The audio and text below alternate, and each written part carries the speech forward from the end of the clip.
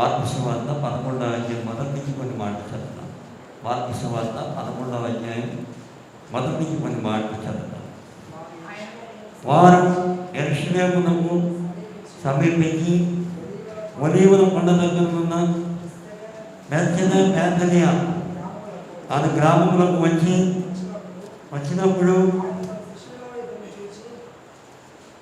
ఆయన తన శిష్యులో చూసి, మీ ఎదుగుతున్న గ్రామంలోకి వెళ్ళండి, అందులో మీరు ప్రవేశించగానే కట్టబడిన గాడిద పిల్ల కనపడదు, దాని మీద ఏ మనుషుడు ఎప్పుడు నువ్వు కూర్చోడలేదు, దాన్ని విప్పి తోలుకుని రండి. ఎవరైనా మీరు ఎందుకు ఇలా చేయించదని అడిగిన అది ప్రభువులకు కావలసి ఉన్నదని చెప్పండి. తక్షణమే అతడు దానిని ఇక్కడికి తోలి పంపునని చెప్పి వారిని పంపిన. వారు వెళ్ళగా వీటిలో ఇంట బయట తలవాకిగా కట్టబడి ఉన్న గాడిద పిల్ల ఒకటి వారికి కనబడింది. దాన్ని విప్పుతూ ఉండగా అక్కడ నిలిచి ఉన్న వారిలో కొందరు మీరేమి చేస్తున్నారని, గాడిద పిల్ల ఎందుకు విప్పుచున్నారని వారిని అడిగింది. అందుకు శిష్యులు యేసు ఆజ్ఞాపించినట్టు వారితో చెప్పగా పోనిచ్చింది. వారు ఆ గాడిద పిల్లలు యేసునందుకు తోడుకొని వచ్చి తమ బట్టలు దానిపై వేయగా ఆయన దాని మీద కూర్చున్నారు. అనేకులు తమ బట్టలు దారి పొడుగున పరిచిని, కొందరు తమ పొలంలో బొమ్మలను పరిచిని, మరియు ముందు వెళుతున్న వారును వెనక వచ్చుచున్న వారును జయము ప్రభువు పేరట వచ్చుచున్న వాడు స్పందింపబడిన గాక, వచ్చుచున్న తండ్రి అయిన దావీదు రాజ్యము స్పందింపబడిన గాక, సర్వోన్నతమైన స్థలములో జయము అని కేకలు వేయించుండరి. చాలా ప్రార్థన చేసుకున్నాం. మహాపరిశుద్ధుడు మా తండ్రి, మహాగరుడ, మీ ఘనమైన నామమున వందనాలు. రాత్రి కాల సమయంలో నీ పాదాలకు మమ్మల్ని సమకూర్చి వేందరి గ్రామంలో ప్రార్థన ద్వారా పాటల ద్వారా మీరు మహిమ పొందుకున్నారు. అలాగే నాయన ఆరాధన ద్వారా మమ్మల్ని మీలో పరవశింపచేసి, మీలో ఆనందింపచేసి, మమ్మల్ని పోలుకున్న బాధ్యత స్వరూప సహోదరులు మాకు అనుగ్రహిస్తున్నారు. సహోదరులతో సాక్షి ద్వారా మీరు మహిమ పొందుకున్నారు. తల్లి గారికి సంపూర్ణ ఆరోగ్యం ఇచ్చి ఇదే మందిరంలో చాలా సంతోషంగా సాక్షి చెప్పించబోతున్నందుకు మీకు వందన. కుటుంబం అందరికీ యేసు నామములో రక్షణ ప్రకటిస్తున్నాను తల్లి వందన. వారి హృదయాలు ఈ నామంలో తెరవబడిగా, వారి అంతరంగం వారి హృదయాలు మీ దేవాలయాలుగా మారుగాక. అలాగే అందరికీ నీ దాసుని నీ పక్షులు నిలబెట్టి ఉండగా వాక్యమైన మీరు ఆ మంచి బోధకుడిగా, మా సద్బోధకుడిగా, మా పరమ గురువుగా, మా మంచి ఉపదేశకుడిగా వాడడానికి నీ పాపక్షమాపణ మార్గం రాష్ట్రాన్ని నీతిని పరిశుద్ధమని నిత్య జీవాన్ని పరలోక రాజ్యాన్ని అనుగ్రహించి నీ మాట తెలియజెప్తూ ఉండగా, నీ మాట ఇప్పుడు వ్యర్థం కాదు కనుక, నీ మాట ఎంత శక్తివంతమైంది కనుక, నీ మాట ఎంత బలమైంది కనుక ప్రతి ఒక్కరు హృదయంలో నీ వాక్యాన్ని ఫలింపచేసి ప్రతి ఒక్కరు నీ కొరకు బ్రతుకున్నట్టుగా, నీ కొరకు జీవించినట్టుగా, నీ నాకు మహిమార్థమై వర్ధిల్లినట్టుగా నీ ఆత్మనాన్ని ఫలింపచేసి మీరు మహిమ పొందుకోనమని యేసునామములో ఇచ్చిన ప్రియమైన పరమ తండ్రి ఆమేన్. దేవుని యొక్క మహాపరిశుద్ధమైన ఘనమైన ఉన్నతమైన శ్రేష్టమైన నామానికి ఘనత మహిమ కీర్తి ప్రమాణాలు ఆరంభిస్తాను. చేరువచ్చిన బిడ్డలు మీ అందరికీ నా హృదయపూర్వక ధన్యవాదాలు యేసునామములో తెలియజేస్తున్నాను. ఇక్కడ యేసుప్రభు వారు ఒక ప్రత్యేకమైనటువంటి సన్నివేశం మనం ఇక్కడ చూస్తాం. యేసుప్రభు వారు శిష్యుల ఇద్దరు పిలిచి ముందుగా ఉన్న గ్రామానికి వెళ్ళండి, ఆ గ్రామంలో మరి కట్టబడిన గాడిద పిల్లలకు మీరు కనపడింది, దాన్ని కట్లు విప్పి దాన్ని తోలుకు రమ్మని యేసుప్రభు వారు చెప్పారు. ఒకవేళ అడిగితే యజమాని అడిగితే బోధకుడికి కావలసి ఉన్నదని చెప్పమన్నాడు. సరే వారు అలాగే వెళ్ళారు. అలాగే గాడిద పిల్ల కనపడింది. ఆ గాడిద పిల్లని కట్లు విప్పి తీసుకొచ్చారు. స్వతహాగా గాడిద అంటే ఎవరి దృష్టిలో ఉండదు. మన పిల్లలు కూడా మనం అప్పుడు అడ్డగాడిద, నిలువు గాడిద తిడుతుంటాం. కారణం ఏంటంటే గాడిద అంటే చాలా మన దృష్టిలో చాలా నీచమైన జంతువు అని అర్థం అన్నమాట. మరి ఎందుకు యేసుప్రభు వారు గాడిదని ఎంచుకున్నాడంటే గాడిద సమాధానానికి గుర్తం. ఆయన పరలోకం నుంచి భూలోకానికి ఎందుకు వచ్చాడంటే దేవుడికి మానవుడికి మధ్య సమాధానం చెడిపోయింది, మానవుడు చేసిన పాపాన్ని బట్టి. అందుకని ఆ పాపాన్ని పరిహరించి దేవుడికి మనకి మధ్య సమాధానాన్ని కలగజేయాలని సమాధానకర్తగా షాలోము రాజు భూలోకానికి వచ్చాడు. ఆయన గాడిదకి ఇంకో లక్షణం ఉంది. గాడిద మీద ఎంత బరువన్న అయింది అది మోసమే, ఎంత బరువన్న గాడికి ఇంకో లక్షణం ఉంది. పాత పంటలన్నీ తీసుకెళ్ళండి, రేవులో ఉతికిన తర్వాత కొత్త పంట తీసుకొస్తుంది. దాని ఎప్పుడు కూడా ఎదురు జరుగుతుంది. స్వతహాగా గాడిద చాలా ఆ రోజుల్లో మన పాత నిబంధన కాలంలో అప్పుడు వారి వాహనం ఏంటండి గాడిదే. గాడిదల మీద, గుర్రాల మీద, ఒంట్ల మీద వాటిని ప్రయాణం చేసేవాడు. మీరు బైబిల్ చదవండి, పాత నిబంధన కాలంలో ఎక్కువ భాగం అయ్యే కనపడుతుంది. మీరు యోగుగా రాసినా కూడా ఏం కనపడుతుంది? గాడిదలు కనపడుతుంది. కాబట్టి అప్పుడు ఆ రోజుల్లో గాడిద చాలా ప్రాముఖ్యమైన వాళ్ళకి, ప్రధానమైనది. ఆ గాడిద పిల్లల మీద ఎక్కాలనుకున్నాడు యేసుప్రభువు వారు. శిష్యులు ఏం చేశారంటే దాని మీద బట్టలు పరిచారు.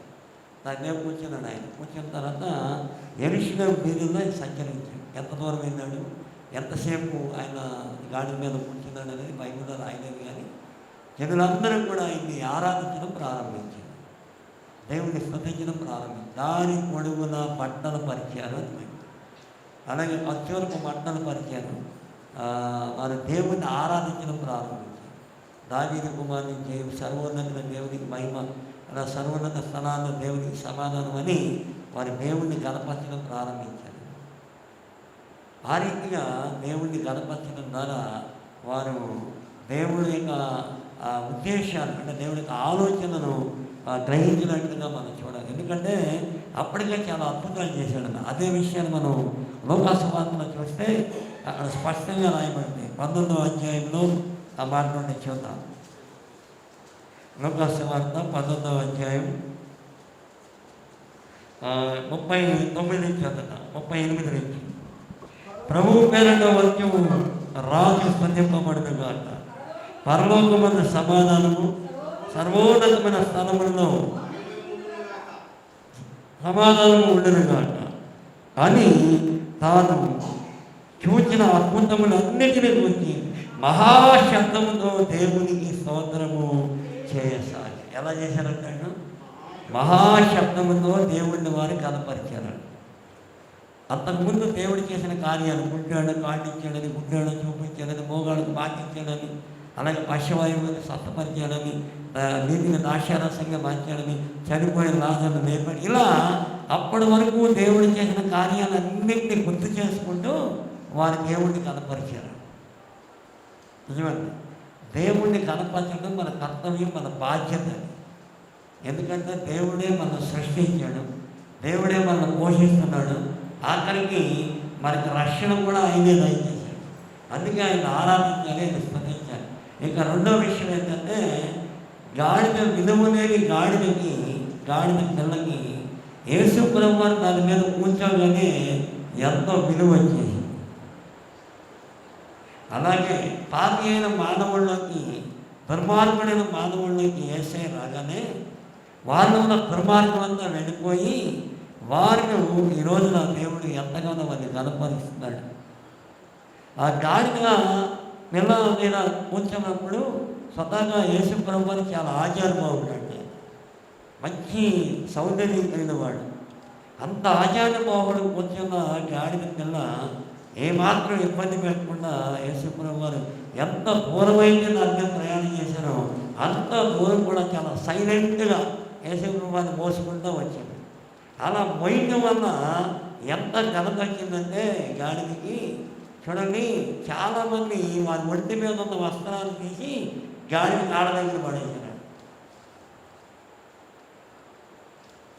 అంతేకాదు మధ్యవరపు వంటల్ని దారి పొడుగులో పనిచేసినాడు. ఎందుకు ఆ గాడిద పిల్లకి అంత ఘనత వచ్చిందంటే యేసు ప్రభువుని మోయబడి, అలాగే నీవు నేను యేసు ప్రభువుని మోస్తే మనకు కూడా దేవుడు అంతే ఘనత ఇస్తాడు. మీరు బైబిల్ గ్రంథంలో చాలామంది జీవితాలు ఉన్నాయి. మనకున్న సమయాన్ని బట్టి 2-3 జీవితాల గురించి మనం మాట్లాడుతున్నాం. బైబిల్ గ్రంథంలో యేసుప్రభు వారు మత్తయి సువార్త 11:29 వచ్చిన మాట్లాడుతుంది. చూడండి, నేను సాత్వికుడును దీన మనసు గలవాడును, మీ మీద నా కాడి ఎత్తుకుని నా యొద్ద నేర్చుకుని అప్పుడు మీ ప్రాణములకు విశ్రాంతి కలుగు. నా కాడి సులువు, నా భారము తేలిక అని యేసుప్రభు వారు చెప్పారు. కాడిని మోయటం అంటే అర్థం ఏంటంటే యేసుప్రభు వారిని మోయటం అన్నమాట.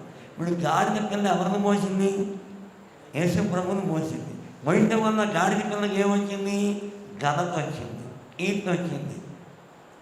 లేకపోతే దాని మొహం ఎవరన్నా చూస్తారా? చెప్పండి. ఎందుకంత ఘనత వచ్చిందంటే ఆ గాడిద పిల్ల మీద యేసుప్రభు వారు కూర్చున్నారు. అలాగే పాపి అయిన మానవుడు ఎప్పుడైతే దేవుడి మాట విని దేవుడి మాట ప్రకారం జీవిస్తాడో వాళ్ళని దేవుడు ఎంతగానో ఘనపరుస్తాడని దేవుడు తన వాక్యం ద్వారా మాట్లాడు. నిజమే. యేసుప్రభుని మనం ఏం చేయాలి? మొయ్యాలి. యేసుప్రభు వారు మనకి ఏమై ఉన్నాడు? శిరస్సు అయి ఉన్నాడు. శిరస్సు ఎక్కడ? దేహానికి పైభాగం ఉన్నది. అంటే ఈ దేహం అంతా శిరస్సుని ఏం చేస్తుంది? మోస్తుంది. అంటే యేసుప్రభుని మోయినవాడు నిజంగా ఆయన మన మీద ఎక్కుతాడని కాదు, ఆయన వాక్యానుసారంగా జీవించడమే ఆయన మోయటం. అందుకని ఇర్మియా భక్తుడు అన్నాడు, యవన కాలం నరుడు యెహోవా కాడిని మోయిన మేలు, ఆ కాడిని మోపువాడు యెహోవాయే అన్నాడు. కాడి అంటే అర్థం ఏంటంటే దేవుని వాక్యము, దేవుడి ఆజ్ఞ. బైబిల్ గ్రంథంలో ఆదికాండం 12వ అధ్యాయంలో కొన్ని మాటలు చూద్దాం. ఎందుకు అబ్రహాం గారు స్వతహాగా అబ్రహాం గారికి అడ్రస్ లేనాడు. అబ్రహాం గారికి వాస్తవంగా దేవుడు పిలవకపోతే, దేవుడి మాట అబ్రహాం గారు వినకపోతే అసలు అబ్రహాం గారు ఎవరో మనకు తెలియదు. అబ్రహాం గారికి అంత పేరు రావడానికి, అబ్రహాం గారికి అంత ఘనత రావడానికి, అబ్రహాం గారు ఇప్పటికీ దేవుడి దగ్గరికి వెళ్ళిపోయి 4,000 సంవత్సరాలు అయింది. ఇప్పటికి ఆయన పేరు మారిపోయిపోవడానికి కారణం ఏంటంటే ఆయన దేవుడిని మోసాడు. అది చూడండి, ఆ మాట చదువుదాం 12 మొదటి నుంచి. యెహోవా నీవు లేచి నీ దేశము నుండి, నీ బంధువుల యొద్ద నుండి, నీ తండ్రి యొద్ద నుండి బయలుదేరి నేను నీకు చూపించే దేశమునకు వెళ్ళము. నిన్ను గొప్ప జనముగా చేసి నిన్ను ఆశీర్వదించి నీ నామమును గొప్ప చేయను. నీవు ఆశీర్వాదముగా ఉన్నావు. నేను ఆశీర్వదించే వాడిని ఆశీర్వదించను, నేను దూషించే వాడిని నేను శపించను. భూమి యొక్క సమస్త వంశములు నీ యొక్క ఆశీర్వదించబడినది. అబ్రాహాముతో అనగా చదవండి, యెహోవా తాను చెప్పిన ప్రకారము అతడు వెళ్ళాడా ఆగాడా? చెప్పండి. పిలవగానే అబ్రహాము గారు లోబడ్డాడు, మారు మాట్లాడాడు. నువ్వెవరో నాకు తెలియదయ్యా, ఎక్కడికి వెళ్ళమంటున్నావు? శబ్దం లేదు, బయలుదేరి వెళ్ళమంటున్నావు. నీ కాడకి నేను ఎంత కనపడుతున్నాను, పిచ్చివాళ్ళకి కనపడుతున్నానా అన్నాడండి అబ్రహాం గారు. యేసుప్రభు నమ్ముకో. అమ్మో మా వాళ్ళు ఒప్పుకోరండి, మా ఆయన ఇవన్నీ విట్టితే అసలు నీళ్ళకే ఇష్టం ఉండదు, వాళ్ళమే చెప్తారు అమ్మ. అన్నీ మీ ఆయనకే చెప్పి చేద్దాం, సినిమాకి వెళ్ళినప్పుడు మీ ఆయనకే చెప్పి చేద్దాం, చాలా చెప్పకుండానే చేసేస్తారు అన్నీ. కానీ యేసుప్రభు నమ్ముకోమంటే మా ఆయన ఒప్పుకోడండి, మా ఆవిడ ఒప్పుకోడండి, లేకపోతే మా పొలం ఒప్పుకోదండి, ఇంతటి పనికి మీద మాటలు చెప్తారు చాలామంది. అబ్రహాం గారిని పిలవగానే మారు మాట్లాడేది. ఇంకా దేవుడు చెప్పాడా పలానా చోటుకొని? ఎంత దూరమో చెప్పాడా? చెప్పలేదు. నువ్వు బయలుదేరి నడువు అన్నాడు అంతే. మామూలు విషయం కాదండి. ఊరు చెప్పలేదు, అడ్రస్ చెప్పలేదు, ఎక్కడికి వెళ్ళాలో చెప్పలేదు, ఎంత దూరమో చెప్పలేదు, నువ్వు బయలుదేరి వచ్చాయి అన్నాడు అంతే. మారు మాట్లాడకుండా బయలుదేరి. ఎందుకు అబ్రహాము గారి పేరు ఇప్పటికి కూడా మారిపోయిపోతుందంటే అబ్రహాము గారు దేవుడిని మోసాడంటే అర్థం ఏంటంటే దేవుడి మాటని విలువ ఇచ్చాడు, దేవుడి మాటని గౌరవించాడు, దేవుడి మాట ప్రకారం బ్రతికాడు. ఎక్కడికి వెళ్ళబట్టి అక్కడికి వెళ్ళాడు, ఎక్కడ గుడాలు వేయబట్టి అక్కడ వేసాడు. గుడాలు వేసి ప్రతి చోట ఆయన బలిపీఠం కట్టి ప్రార్థన చేశాడు అక్కడ దేవుడు. ఎప్పుడూ దేవుడి మాటకు ఎదురు చెప్తున్నాడు. ఆనాడు ఆ గాడిద పిల్ల యేసు ప్రభువుని మోయటం వల్ల ఆ గాడిద పిల్లకి ఎంత ఘనత వచ్చిందో, అబ్రహాము గారు దేవుని మాటకు లోబడి దేవుడు కాడిని భుజం మీద ఎత్తుకొని ఎక్కడికి వెళ్ళమంటే అక్కడికి వెళ్ళి అలాగ అంత ఘనతని కీర్తిని దేవుడి ద్వారా ఆయన పొందుకున్నాడు. అందుకే భద్రుడైన దావీదు గారు అంటే 28వ కీర్తనలో నీవు ఇచ్చిన రక్షణ వల్ల గొప్ప మహిమ కలిగిన వాడు. ఏం కలిగిందంట? దేవుడు మనకి ఇచ్చే రక్షణ వల్ల గొప్ప మహిమ. ఎప్పుడు అంత గొప్ప ఘనత కలుగుతుందంటే దేవుడు మాట పూజా తప్పకుండా ఎవరైతే పాటిస్తారో వారి ద్వారా దేవుడు అత్యధికమైన మహిమను పొందుకుంటాడు ఆయన. అంతేకాదు అనేకులు ఎదురు దేవుడు మనల్ని ఘనపరుస్తాడు. అసలు గాడిద పిల్ల యేసు ప్రభువును మోయటం అనే విషయాన్ని మీరు ఆలోచిస్తే దానిలో ఉన్న మర్మం అంతా ఏంటంటే ప్రతి ఒక్కరూ దేవుని మాటగా లోబడి దేవుడు చెప్పినట్టుగా బ్రతికితే దేవుడు వారికి నిత్యమైన ఘనతను ఇస్తాడని ఆ మాటలో ఉన్న అర్థం అంటారు. మొట్టమొదటి నుంచి మనిషి ఏం చేస్తున్నాడు? ఏదో కొన్ని మాటలు వింటాడు, కొన్ని మాటలు విన్నాం, కొన్ని మాటలు ఈ చెవులో విని ఆ చెవులో వదిలేస్తుంటాడు. దేవుడు అన్ని విషయాల్లో ఆయన మాట వినండి, అన్ని విషయాల్లో దేవుడు ఆశీర్వదిస్తాడు. మనకి ఇష్టమైనవి కొన్ని చేస్తాం, కష్టమైతే మానేస్తాం. దేవుడు పనిలో కష్టమో ఇష్టమని ఉండదు, ఆయన చెప్పింది చేసుకుంటే వెళ్ళిపోవటమే.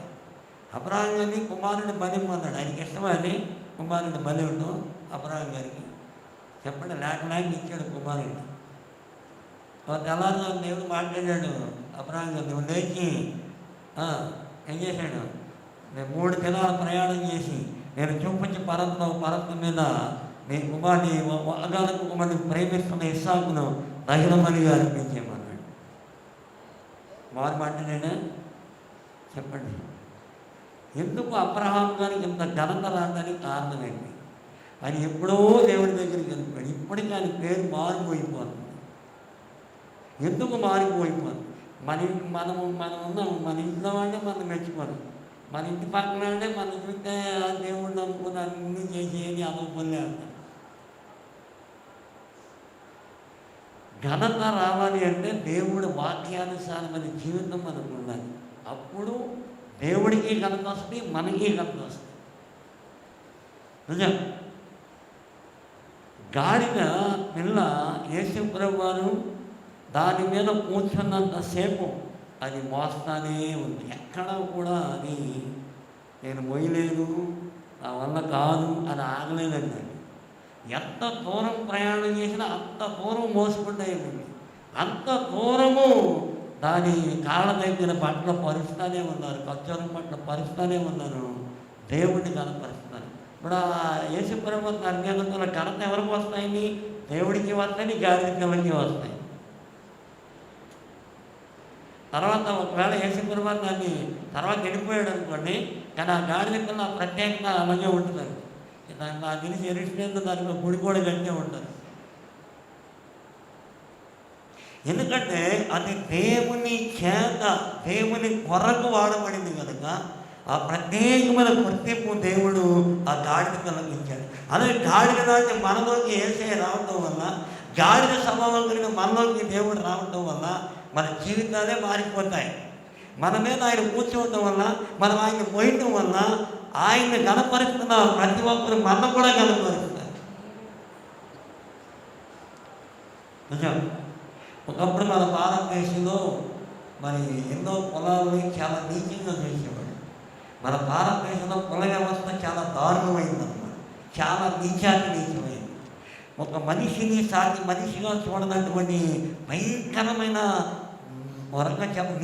నీచమైన స్థితిగతుల్లోకి యేసు ప్రభు సువార్త భారతదేశంలోకి వచ్చినాకే మార్పు వచ్చింది. బ్రిటిష్ వాడు మనం పరిపాలించడం వల్ల మేలే జరిగేది, కీడు జరగలేదు.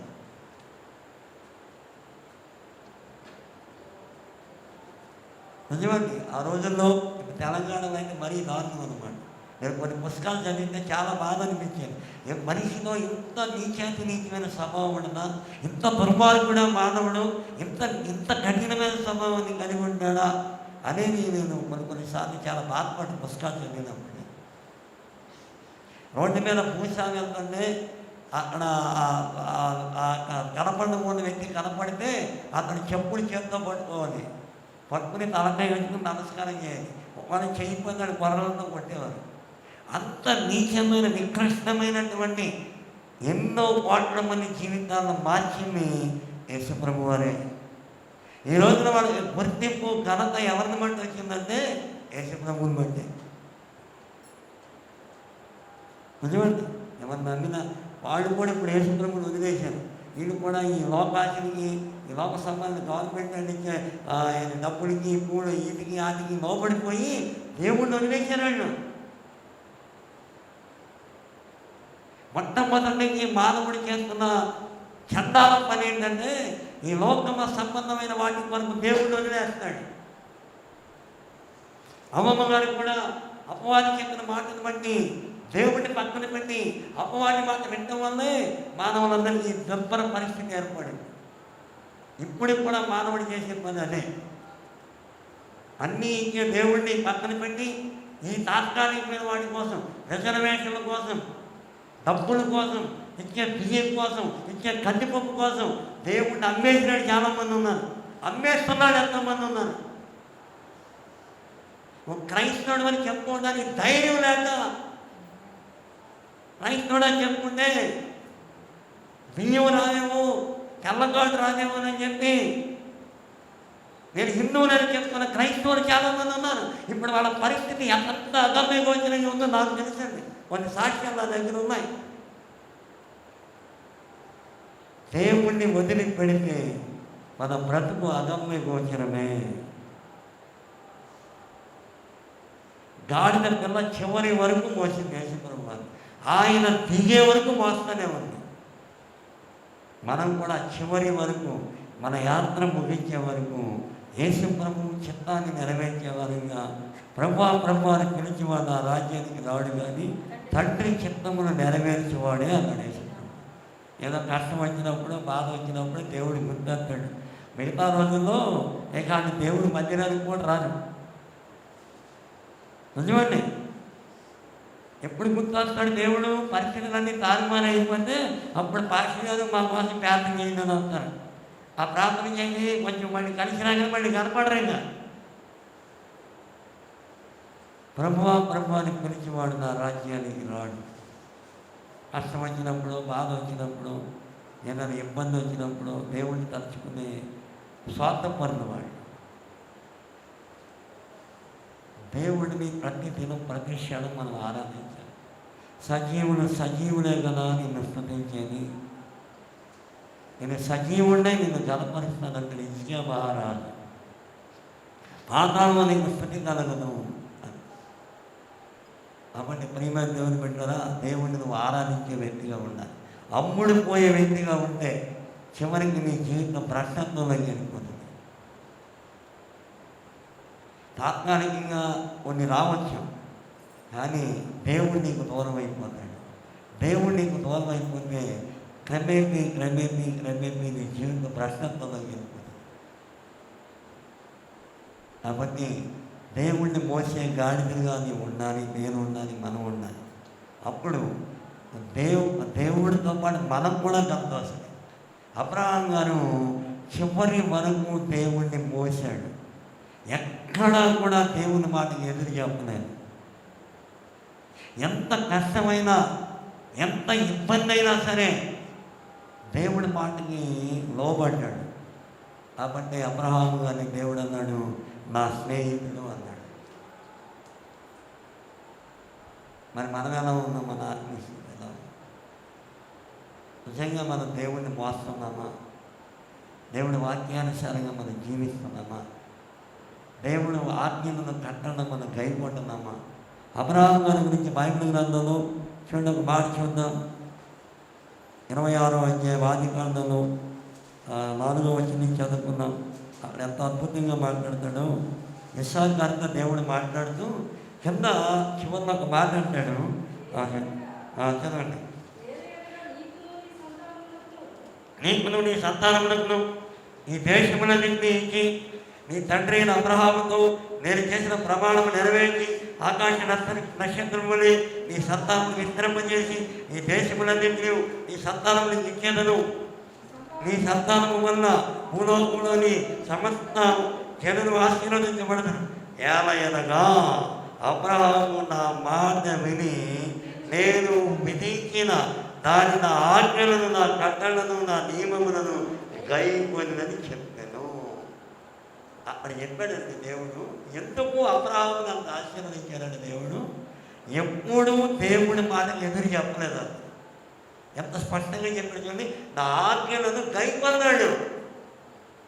అందుకే భూలోక వంశాలన్నీ కూడా అబ్రహాము సంతానం వల్ల ఆశీర్వదించబడతాయని దేవుడు మళ్ళీ అదే వాగ్దానాన్ని ఇస్సాకు గారికి కూడా దేవుడు చెప్తున్నాడు. అదే వాగ్దానాన్ని యాకోబు గారికి దేవుడు చెప్పాడు. అలాగే ఈరోజున ప్రపంచంలో ఉన్న జనులందరూ కూడా యేసుక్రీస్తు వల్ల ఆశీర్వదించబడతారు. అబ్రహాము వారసుడిగా, దావీదు కుమారుడిగా పరలోకం నుండి భూలోకానికి వచ్చి మానవులందరినీ ఆయన ఆశీర్వదించాడు, మానవులందరినీ దీవించాడు. అని ప్రియమైన దేవుని బిడ్డలారా, అబ్రహాం గారికి అంత ఘనత రావడానికి కారణం ఏంటంటే ఏనాడు దేవుడి మాటకి జవదాడు. అలాగే ఇస్సాకు గారు అంతగా అభివృద్ధి పొందడానికి కారణం ఏంటంటే యవన కాలంలో తన తండ్రి అయిన అబ్రహాం గారు పని ఉండడానికి మరి ఆ పర్వతం మీద తీసుకెళ్ళినప్పుడు, తండ్రి నీ చిత్తమని పరలోకమున్న దేవుడికి, భూమి మీద ఉన్న అబ్రహాం గారికి తను విధేయత చూపించాడు, బలి అవ్వడానికి ఇష్టపడ్డాడు. కాబట్టి దేవుడు ఇస్సాకు గారిని అంతగా ఆశీర్వదించాడు. కాబట్టి నిజమైన క్రైస్తవుడు ఎప్పుడు కూడా దేవుణ్ణే మోస్తాడు, ఎవరిని కనపరుస్తాడు, దేవుణ్ణి మాత్రమే కనపరుస్తాడు.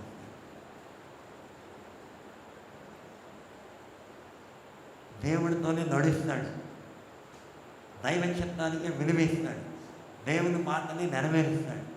వాళ్ళని దేవుడు అత్యధికంగా ఆశీర్వదిస్తాడు. వారి శాశ్వతమైన ఘనతని, శాశ్వతమైన కీర్తిని వారు అనుభవిస్తారు. కాబట్టి ప్రియమైన దేవుడు అబ్రహాము దేవుడిగా, ఇస్సాకు దేవుడిగా, యాకోబు దేవుడిగా పిలువబడ్డాడు. నేను సజీవుడికే దేవుడిని కానీ మృతులకు దేవుడిని కాదన్నాడు ఆయన. బైబిల్లో ఉంటుందన్నమాట. ఎవరికైనా దేవుడు సజీవులకి, ఎవరు సజీవులు అంటే నీతిమంతుడు విశ్వాస మూలముగా జీవిస్తాడు. యేసుప్రభు మాట నమ్మి, దేవుడి మాట నమ్మి ఎవరైతే ఆ మాట ప్రకారం జీవిస్తారో వారే సజీవులు. మనం ఎలా ఉంది, మన ఆత్మీయస్థితి ఎలా ఉంది?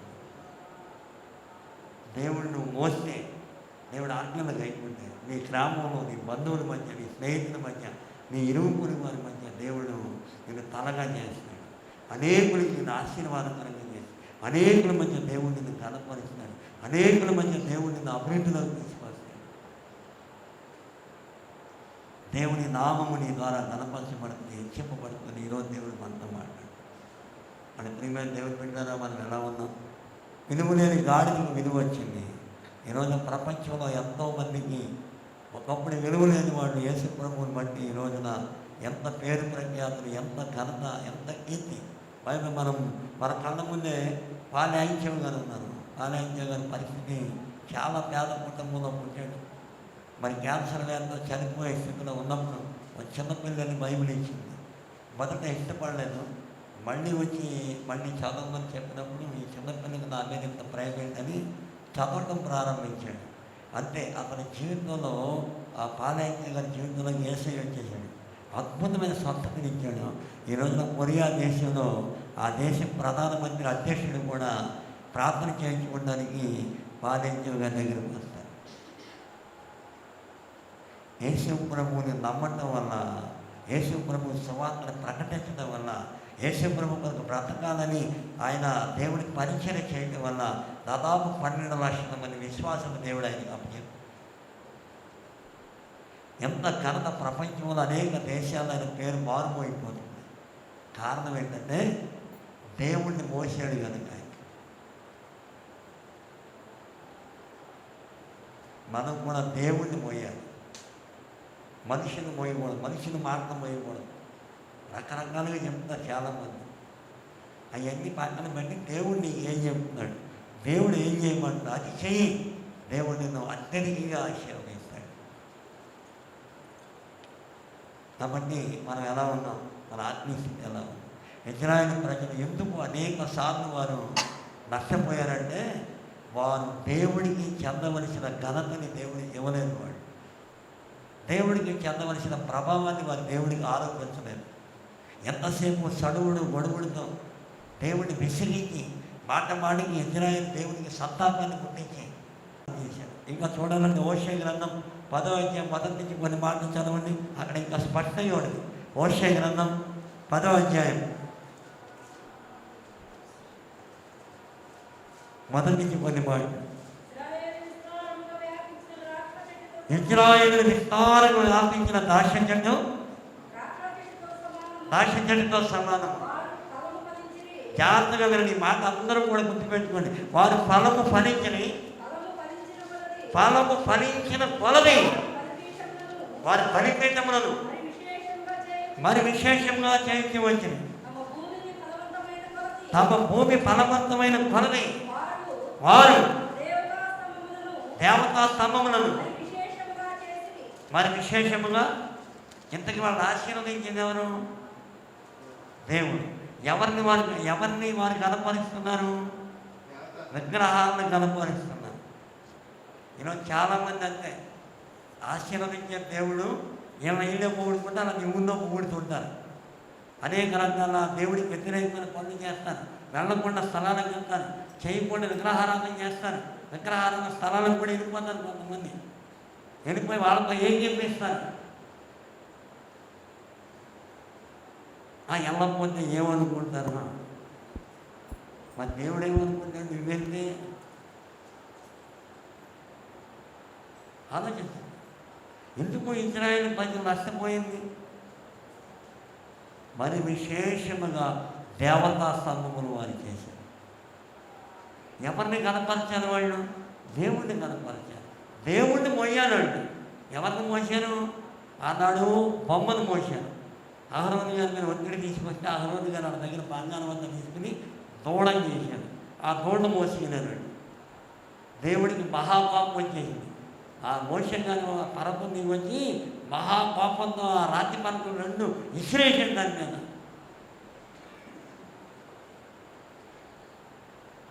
ఎవరిని మొయ్యాలి నువ్వు? ఎవరిని మోస్తున్నావు నువ్వు? ఎవరిని గలపరిచాలి నువ్వు?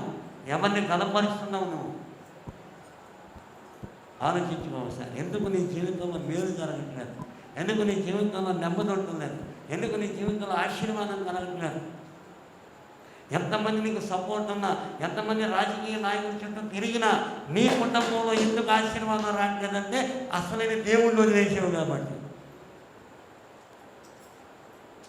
నిజమండి, 300 మంది నేను చూస్తున్నాను. రాజకీయ నాయకుడు అంటే ఆదివారం ఆరాధన అనేసి ఆ వెనకాల చేయి కొట్టుకుంటా పోతాను. ఎవరికి నువ్వు చేయి కొట్టాలి? ఎవరిని నువ్వు కనపరచాలి? ఎవరిని ఆరాధించాలి? ఎవరిని సేవించాలి? నువ్వు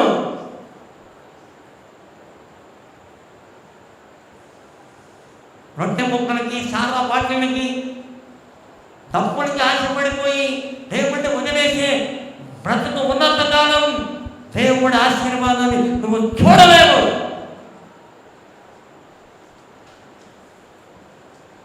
ఎవరు నిన్ను పిలిచారు? ఎవరు నిన్ను రక్షించారు? ఎవరు నీకు పరలోకం ఇస్తున్నారు? ఎవరు నిన్ను పోషిస్తున్నారు? యేసు ఒక్కడే. అమ్ముడిపోతున్నావు నువ్వు. అందుకే నీ జీవితంలో నెమ్మది లేదు.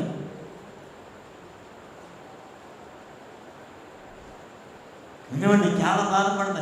చిన్న వాటికి మనిషి లోపడిపోతాడు కాబట్టి దేవుని శక్తిని చూడలేకపోతాడు. చిన్నటికేనండి కొంతమంది చేసి చాలా బాధ అనిపించింది అనమాట. శరీరాశ, నేత్రాశ, జీవపు డబ్బం మనిషిని చాలాసార్లు పతనాన్ని తీసుకెళ్తాయి. దేవుడు నీకు ఇవ్వలేడా? దేవుడు నీకు ఇవ్వడా? క్రైస్తవుడు అంటే ఒక ఛాలెంజ్. నిజమండి, క్రైస్తవుడు ఎప్పుడు తల వంచడు, తగ్గించుకుంటాడు, కానీ తల వంచడు. నీతిమంతులు సింహము అనే ధైర్యంగా ఉంటారు. సింహమే. దేవుని ప్రజలు ఎప్పుడు ధైర్యంగా ఉంటారు. కాబట్టి మనం ఎలా ఉన్నాం? సమస్య వస్తే, ఇబ్బంది వస్తే చిన్న వాటికి లోబడిపోతుంటాం. చిన్న చిన్న వాడికి చేయి చాపేస్తుంటారు. చిన్న చిన్నవాడికి దేవుడిని పక్కన పెట్టేస్తాం మనం. ఇవ్వలేడా దేవుడు నీకు? పోషించలేదా దేవుడు నిన్ను? ఇశ్రాయేలు ప్రజలు చేసిన పని అదే. ఇక్కడ బైబిల్ చదివితే ఎన్ని చాటుడదో వాళ్ళ గురించి అన్నమాట. అందుకే దేవుడు వారిని వదిలేసి,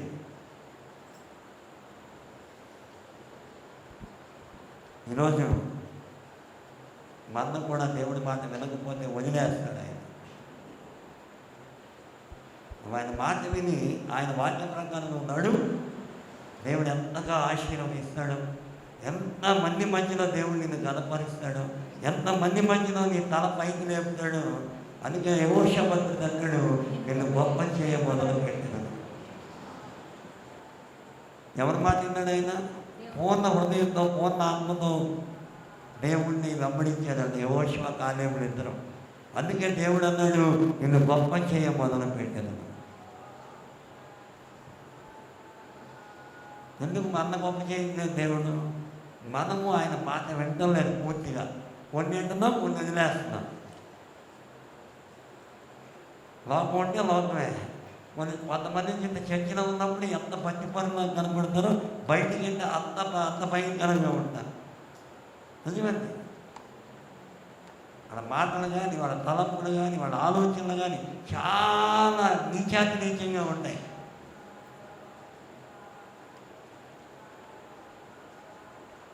దేవుడికి ఘనత రావాలంటే నువ్వు దేవుడిలాగా ఉండాలి, ఆయనలాగా నువ్వు మారాలి. అప్పుడు దేవుడు అనేకులను నిన్ను ఘనపరుస్తాడు, అనేకులను నిన్ను గొప్ప చేస్తాడు. ఈ విషయాన్ని గమనించి మనం ఎలా ఉందో మన ఆత్మీయస్థితి ఎలా. ఆనాడు గాడిద మీద యేసుప్రభు వారు ఎక్కిన గాడిద పిల్ల మీద ఎంత ఘనత ఇచ్చాడు దేవుడు, ఎంత మహిమ, ఎంత కీర్తి కలిగి ఉంది. ఈ రోజున ఎంతమంది ఈ ప్రపంచంలో దేవుడి చేత ఆశీర్వదించబడిన ప్రజలు ఎంతగా దేవుడు కనపరుస్తారు. ఒకప్పుడు వాళ్ళని చూస్తేనే అసలు అసహించుకునేవాళ్ళు. ఈ రోజున మా ఇంటికి వచ్చి ప్రార్థన చేయండి పాస్టర్ గారు అని ఇంటికి తీసుకుని కాళ్ళు గడి మరీ ప్రార్థన చేయించుకుంటున్నారు. ఎక్కడి నుంచి వచ్చి నీ ఘనత? యేసు ప్రభుని మోస్తున్నారు కాబట్టి, యేసు ప్రభు మాట విన్నారు కాబట్టి, యేసు ప్రభు చెప్పినట్టుగా దేవుడి పని చేస్తున్నారు కాబట్టి. ఒకప్పుడు ఎవరి చేత దూషించబడ్డారు, ఎవరి చేత అవమానపరచబడ్డారు, ఎవరి చేత నిందించబడ్డారు, ఎవరి చేత నీచంగా చూడబడ్డారు, వాళ్ళు కూడా వాళ్ళ ఇంటికి పిలిపించుకొని పాస్టర్ గారు ప్రార్థన చేయండి అంటున్నారంటే ఎక్కడి నుంచి వచ్చిన ఘనత? ఎవరి వల్ల కలిగిన ఘనత? యేసయ్యను నువ్వు నమ్మబట్టి, యేసయ్య నీలోకి రాబట్టి, యేసయ్యను మొయ్యబట్టి. వదిలేస్తావు యేసయ్యని?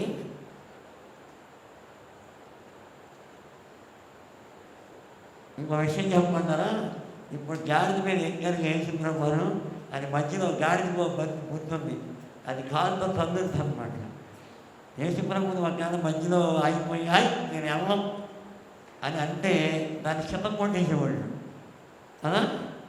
చెప్పండి, అది యేసుప్రభుని మధ్యలో ఆపేసి నువ్వు దీపో నీ పొద్దు నేను పోయినా పోతాను అన్ననుకోండి, ఏం చేసి ఉంటారంటారు?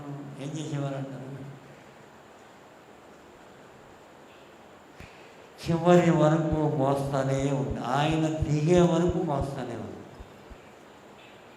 కాబట్టి నీ యాత్ర ముగించే వరకు ఈ భూమి మీద ఆయన మోసే గాడిదిగా నీవు ఉంటే ఆయన వల్ల నీకు ఎంతో ఘనత కలుగుతుంది, ఆయన వల్ల నీకు ఎంతో కీర్తి కలుగుతుంది, ఆయన వల్ల నీకు ఎంతో ప్రభావం కలుగుతుంది. ఇహమందు ప్లస్ పరమందు కూడా దేవుడు మన ఘనపరుస్తాడని దేవుడు తన వాక్యం అన్నమాట. కాబట్టి ఈ విషయాన్ని గమనించి ఆయన మోసే గాడిదలాగా మనం ఉన్నామా, తన్నే గాడిదలాగా ఉన్నామా? ఆలోచించండి. మోసే గాడిదలాగా ఉన్నామా, తన్నే గాడిదలాగా ఉన్నామా? ఇశ్రాయేలు ప్రజలు మోయలేదు. వాళ్ళు ఎంతసేపు సడువుడు పొడుగుడితో దేవుడికి విరోధంగా వారు పాపం చేశారు. అందుకే దేవుడు పాపం వారి మీద మండింది.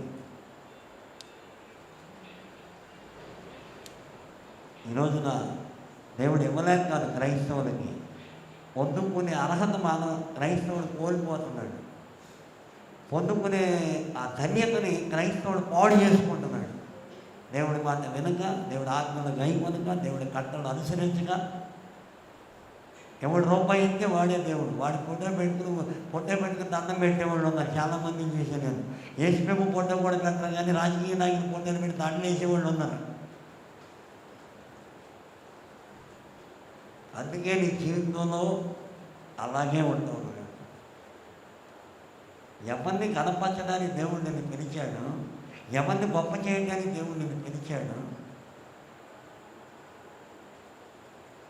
ఎవరి పేరు నిలబెట్టడానికి నువ్వు పిలవబడ్డావు. నువ్వేం చేస్తున్నావు ఇప్పుడు? అడిగే 500కి 1000 రూపాయలకి అమ్ముడిపోతావా? అడిగే సారా తేగడానికి అమ్ముడిపోతావా? చెప్పండి. ఎందుకు ఈ రోజున క్రైస్తవ జీవితంలో ఎంతమంది సహాయం చేసినా, ఎంతమంది డబ్బులు ఇస్తున్నా, ఇంతకు వాళ్ళ కుటుంబాలను దెబ్బతొట్టలేదో తెలుసా? యేసు ప్రభువుని వదిలేశారు కాబట్టి. కొంత పక్కన కొట్టాడు చెప్తానేనని, చాలామంది జీవితాల్లో చూశా కాబట్టి చెప్తానని.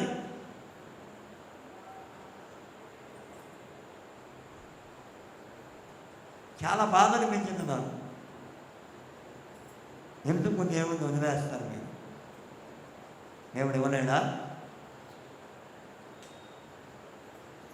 దేవుడు చేయలేడా? ఇజ్రాయేల్ ప్రజలు చేసింది ఇప్పుడు క్రైస్తవులు చాలామంది అలాగే చేస్తున్నారు. ఆనాడు ఇజ్రాయేల్ ప్రజలు ఆశీర్వదించిందేమో దేవుడు, గణపరిచిందేమో విగ్రహాలని. అన్నీ ఇచ్చే దేవుడు నీకు, నువ్వు గణపరిచేదేమో మనుషుల్ని. మనిషిని కొండలు పెట్టి పూజించే క్రైస్తవులు ఉన్నారు. పైన ఆకాశం అందే కానీ, కింద భూమి అందే కానీ, ఏ విగ్రహం నువ్వు చేసుకుంటాను, ఎంత సాగిని పడి మొక్కకూడదు. నీ దేవుడని యెహోవా రోషము గల దేవుడు. బైబిల్ చదవాలి జాగ్రత్తగా. నా మహిమను నేను ఎవరికి ఇచ్చేవాళ్ళు కాదు. నాకు రావాల్సిన స్తోత్రమును విగ్రహములకు చెందనేవాడు. ఆ విషయంలో దేవుడు చాలా రోషం కలిగి ఉంటాడు. మీరు బైబిల్ చదవండి. ఆ విషయంలో దేవుడికి చాలా రోషం అండి. కాబట్టి నువ్వు దేవుడిని పోయి ఆయన ఆజ్ఞలు గైకొని, ఆయన కట్టలను అనుసరించు. ఎంతగా దేవుడు నిన్ను బ్లెస్ చేస్తాడో చూడు. నువ్వు రాజకీయ నాయకులు పడుతున్నావు, వాళ్ళకి నీ వెనకమాల పడతారు, మా కోసం ప్రార్థన చేయింది. నిజమండి. మరి ఎవరనుకోండి, జనములు వస్తాను నీ వెనక్కి నువ్వు వెళ్ళవు, రాజులు వస్తాను నీ దగ్గరికి నువ్వు వెళ్ళవు, రాజు దగ్గరికి. 65 యెషయా 65 చదవండి. జనములు నీ వెలుగులకు వస్తారు, రాజులు నీ ఉదయకాంతికి వస్తారు, జనముల ఔషధ్యం మీ ఎంతకు వస్తుంది, సముద్ర వ్యాపారం నీ వైపు చెప్పబడుతుంది. ఎవరు బతుకున్నావు నువ్వు? రాజాది రాజు కొడుకువి, సృష్టికర్త దేవుడి కుమారుడివి. ఆషామాషి అనుకుంటున్నావా? నువ్వు అనగా జనం అనుకుంటున్నావా? నువ్వు పనికిరాని వ్యక్తిని అనుకుంటున్నావా? నువ్వు సామాన్యుడు కాదు, సర్వశక్తి గల దేవుని కుమారుడివి. దేవుడు నీకు ఇచ్చిన దాన్ని నువ్వే పాడు చేసుకుంటున్నావు. దేవుడు నీకు ఇచ్చిన ఘనతని, దేవుడు నీకు ఇచ్చిన సౌభాగ్యాన్ని, దేవుడు నీకు ఇచ్చిన ఆధిపత్యాన్ని, దేవుడి మాట వినక, దేవుడు ఆజ్ఞలు గైకొనక పాడు చేసుకుంటున్నావు. ఆదాము గారు అలాగే పాడు చేసుకున్నాడు. అమ్మమ్మ గారు పళ్ళు తిని అనేక సార్లు ఇజ్రాయేలు జనాంగము దేవుడి మాట వినక అనేక కష్టాలు పాలైపోయారు. వాళ్ళు ఈరోజు ఎందుకు నీ జీవితంలో మేలు చూడలేకపోతున్నావు? ఎందుకు సరైన ఆశీర్వాదం పొందలేకపోతున్నావు? సరైన జీవనం చూడలేకపోతున్నావు అంటే పూర్తిగా దేవుడికి లోపడుతున్నాయి. ఆయన చెందవలసిన మహిమను ఆయనకి ఇవ్వటం లేదు, ఆయన చెందవలసిన ఘనతను ఆయనకి ఇవ్వటం లేదు. ఇచ్చి చూడు దేవుడు ఎలా ఆశీర్వదిస్తాడు. నీకు ఎవరు సహాయం అంతలేదు, నువ్వే అనేక మంది సహాయం చేస్తావు. నేను పైవారే కానీ కిందవారే కాదు, ఇచ్చేవారే కానీ పుచ్చుకునేవారే కాదు. నేను అనేక జనములకు అప్పు ఇస్తాను కానీ అప్పు చేయను, అనేక జనములను ఏలతాను కానీ జనము నిన్ను ఏలరు. అంటే దేవుడి మాట అబద్ధం అంటారా? మీరు చెప్పండి పోనీ, దేవుడి మాట అబద్ధం అంటారా? బైబిల్ గ్రంథం అబద్ధం అంటారా? 24 ఆదికాండం 1వ వచనం చదవండి. 24 వచనం. అబ్రహాము బహుకాలము గడిచిన వృద్ధుడైనను దేవుడు అతని అన్ని విషయములను ఆశీర్వదించెను. ఏమనుకున్నాను? ఆరాధించే దేవుడు సామాన్యుడు అనుకుంటున్నావా?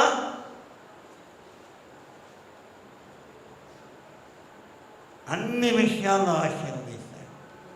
దానిని బట్టి యెహోవా నా కాపరి, నాకు లేమి కలుగదు, నాకు కొదువే లేదు.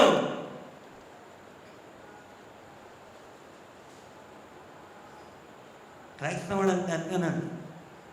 క్రైస్తవుడికి దేవుడికి ఆశీర్వాదం అలాగే ఉంటుంది. నువ్వు సామాన్యుడు కాదు, శ్రీమంతుడు కొడుకువి, బుద్ధి జ్ఞాన సర్వసంపద అయిన దేవుని కుమారుడివి. బైబిల్ గ్రంథం 115 కీర్తన ఉన్నది, భూమి ఆకాశం సృజించిన యెహోవా చేత మీరు ఆశీర్వదించబడిన వారు ఉన్నది. 115 కీర్తనలో మాట చూస్తారా? కీర్తన గ్రంథం 115 కీర్తనలో ఉంటుంది మాట. ఎవరి చేత ఆశీర్వదించబడ్డాడు? మనం భూమిని ఆకాశాన్ని నోటి మాటతో కలగజేసిన దేవుడి చేత మీరు ఆశీర్వదించబడ్డ ప్రజలు. ఎందుకు మీ ఆశీర్వాదాన్ని మీరు పాడు చేసుకుంటారు? ఎందుకు దేవుడి దాన్ని మీరు నాశనం చేసుకుంటారు? ఆయన మాట వినక. ఇంకా అదే 115లో ఇంకా మనం చూస్తే చూడండి, నేను చెప్తాను.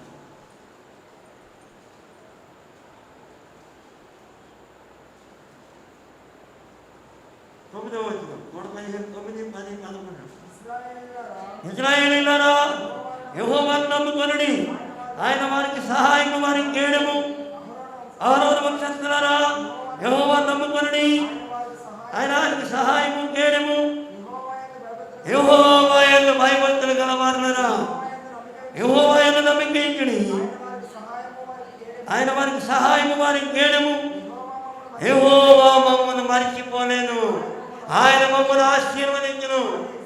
ఆయన ఇశ్రాయేలును ఆశీర్వదించును, అహరోను వంశస్థులను ఆశీర్వదించును. పిల్లలనేమి పెద్దలనేమి తన యందు భయభక్తులు గల వారిని యెహోవా ఆశీర్వదించును. యెహోవా మిమ్మును మీ పిల్లలను వృద్ధి పొందించును. భూమి ఆకాశం సృజించిన యెహోవా చేత మీరు ఆశీర్వదించబడిన. ఎన్ని ఆశీర్వాదాలు చూడండి. ఎవరండి మనం? సామాన్యులు అనుకుంటారా? మనమే సరిగ్గా దేవుడిని ఆరాధించే పని వినేలేడు. మనమే తిట్టుకుంటాం. 3 మంది నాళ్ళే తిట్టుకునే క్రైస్తవులు ఉన్నారు.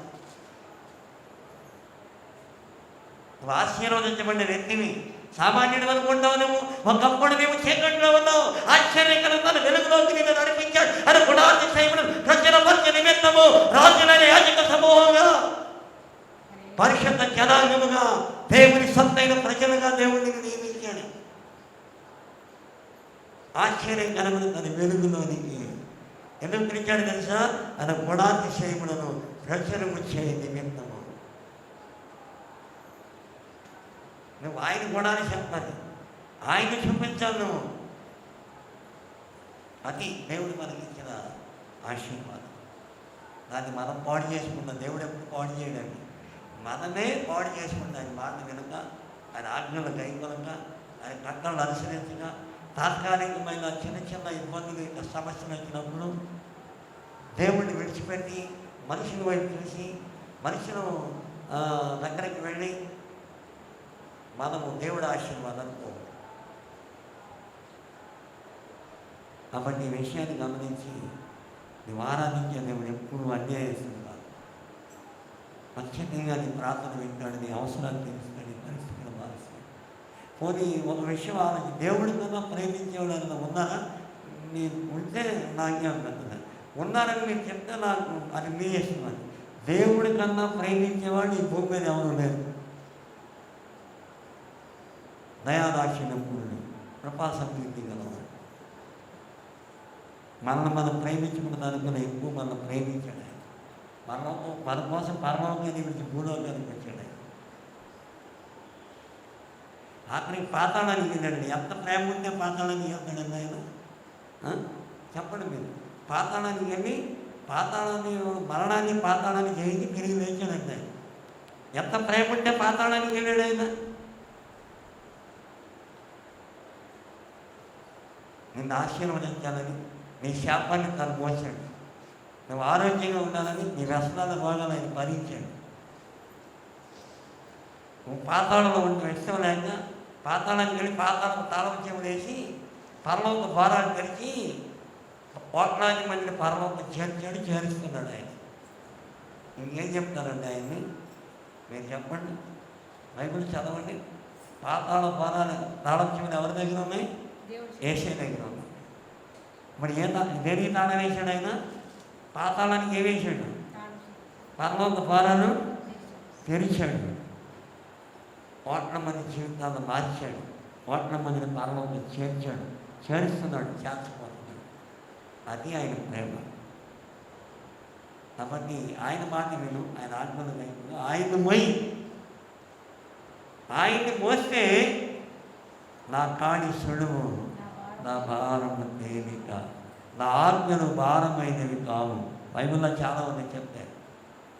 నువ్వు ఆయన్ని మోసే కొద్దీ నీకు విశ్రాంతి. నిజమండి. ఆయన మాట వినే కొద్దీ నీకు నెమ్మది, ఆయన మాట వినే కొద్దీ నీకు ఆశీర్వాదం, ఆయన మాట వినే కొద్దీ నీకు అభివృద్ధి, ఆయన మాట వినే కొద్దీ అత్యధికమైన గౌరవం నీకు కలుగుతుంది. గౌరవ ప్రభావం నీవు అతనికి ధరింపచేస్తున్నావు. నిత్యము ఆశీర్వాదకరంగా ఉండినట్టు నువ్వు అతను నియమించి ఉన్నావు. బైబిల్లో వండర్ఫుల్ మాటలు ఉన్నాయి. కాబట్టి అలాగే మనం ప్రభువుని వెంబడిద్దాం, ప్రభువు మాటకు లోబడదాం, ప్రభువు ఆజ్ఞలు కైకొందాం.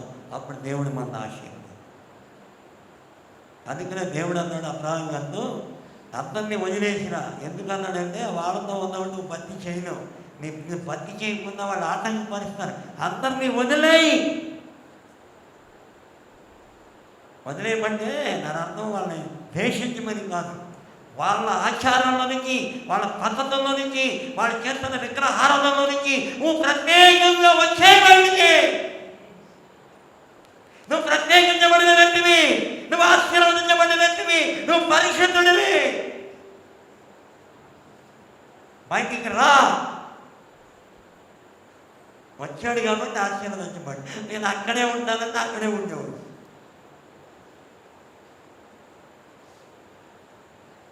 ఇప్పుడు చాలామంది పెళ్ళిళ్ళు అది పెద్దలు చెప్పిన ఆజ్ఞలనే పాటిస్తారు. చాలామంది నేను చూస్తాను. ఎదిరించాం, దేవుడి కోసం ఎదిరించాం.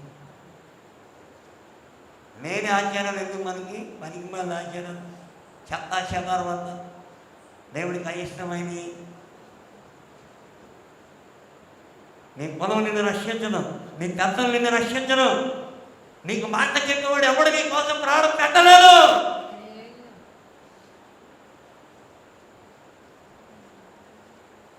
యేసు ఒక్కడే నీ కోసం ప్రాణం పెట్టు. ఆయన మాటను గౌరవం, ఆయన కొరకు బ్రతుకు. ఎవరిని మేలు చేయలేదు. ఎట్లుండగా ఏమన్నాము? దేవుడు మన పశ్చిమగా మనకి విరోధేవుడు.